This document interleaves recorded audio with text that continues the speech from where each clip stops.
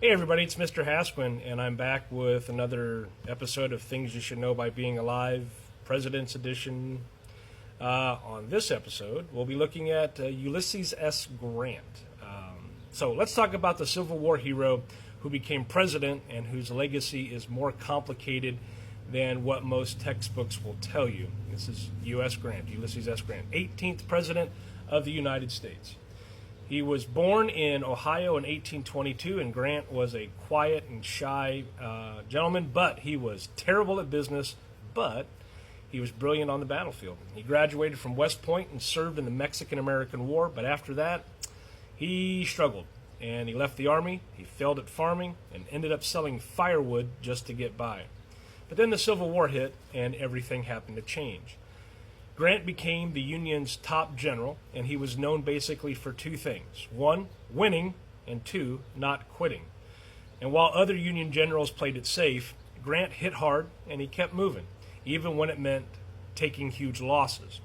His victories at Vicksburg and Chattanooga were game changers, and in 1864, Lincoln made him the general-in-chief of the Union Army.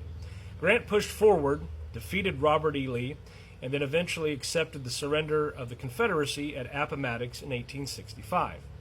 Grant is, largely responsible for ending the war. And after Lincoln's assassination in 1865 and the chaos of Andrew Johnson's presidency, the country turned to Grant. And in 1868, he was elected president with the slogan, "Let us have peace."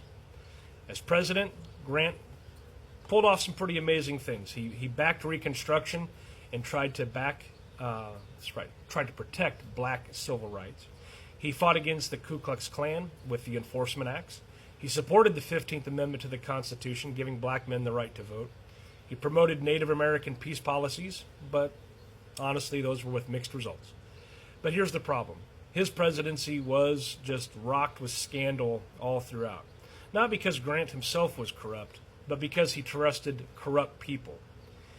We have the Credit Mobilier scandal. We have the whiskey ring. We have the Indian ring. Grant wasn't stealing, but he wasn't good at politics either. He stayed loyal to friends who clearly didn't deserve it, and the loyalty really hurt his image. But history is kind, especially when it comes to rewriting the narrative of Grant. And for years, Grant was remembered as a drunk, a butcher, and a bad president. But more recently, historians have said, actually, he was ahead of his time on civil rights. He did fight for justice, and he held the Union together after the Civil War. In fact, Frederick Douglass called Grant's presidency a turning point for black Americans. When Grant died in 1885, he died broke, but he was beloved. He wrote a memoir that was a huge bestseller, thanks to help from Mark Twain. He was largely broke, and he needed the revenue from that memoir to help his wife after he would pass. He was dying of throat cancer. His tomb in New York is the largest mausoleum in North America. He was, as far as the bottom line goes, he was a Civil War legend. He was the president during a period of Reconstruction. He protected black civil rights at a great political cost. His presidency was scandal-ridden, but not because of him. And he was one of the most misunderstood figures in U.S. history. Thanks for watching.